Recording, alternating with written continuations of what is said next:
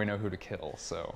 Well, yeah, because you're not going to see them. All right. Yeah. Just go ahead and do your name, first name, last name, spell it for me, and give me your title if you got one. Okay, my name is Tripp Cardiff. I am the docent program manager here at the San Antonio Museum of Art, and my name is spelled Trippcardiff, like the city in Wales. So these tours that you take the general public on, what's so beneficial about them for people who could just come in and wander around the gallery? What's the difference? I think these tours, they scratch kind of different itches for different people. I like to do kind of a variety of things on them. And some people, they come in, we have a lot of people who are regulars, they work nearby, and maybe they're not able to come into the museum and spend a long time kind of walking around and viewing the art. So it helps to have something that's a little bit more guided and something that's focused. I usually pick like a little theme, try to keep it fun and lighthearted. So I think having something that's focused, that's short, really fits with people's schedules in the area, people who may not just have a lot of time to dedicate to wandering around. So what do they ask you when they come in? What are they most interested in? The details or just the overall exhibit? I've found that people they respond well to like stories behind the objects. Everything in this museum has a fascinating story, whether that's kind of where it came from, how it was collected by the museum, or what it was used for during its original time period, or even narrative works of art that tell a story. What's the actual kind of story hidden there? What's hidden beneath the symbolism and the iconography? So that indicates to me, people love stories. It really does tell the story. But it indicates to me that they're almost looking for some common causality with what happened years ago. We were joking about the Crips and the Bloods. Mm-hmm.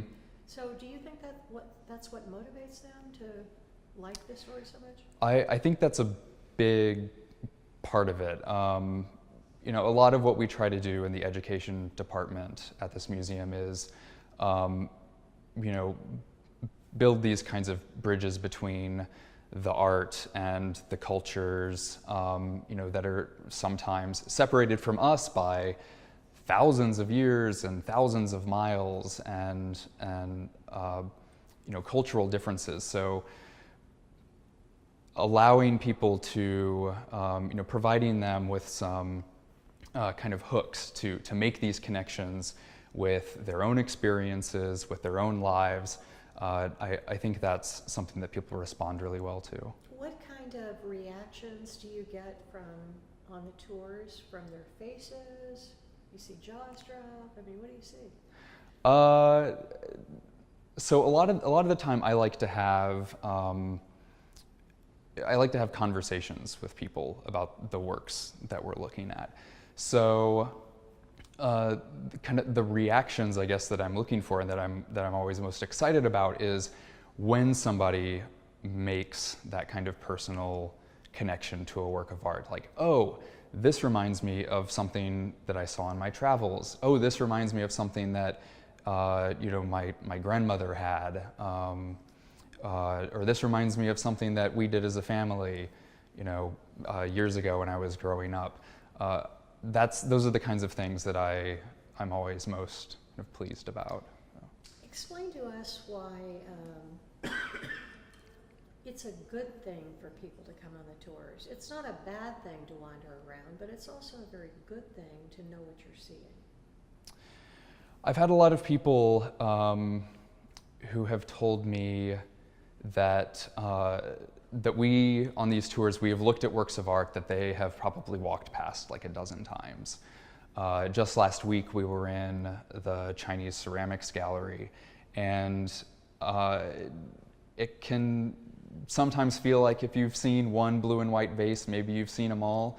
But we took some time to look at just a couple, and we really dove into the imagery, and providing a little bit of that background. And I get told after those kinds of visits, that people gain such an appreciation for a new appreciation for the works that we looked at. Something that they have maybe only glanced at before.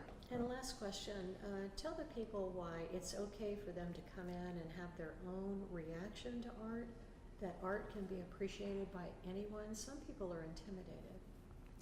Yeah, I think that art in all of its various forms is kind of an expression of what it is to be human. And so I think, coming in and having an experience with art in any way, whether that's, you're moved to tears by a piece or you're absolutely disgusted by a piece, that is all you bringing your experience to that art. And I think it's valuable kind of no matter what. Okay, great, good job. Thanks. That's it.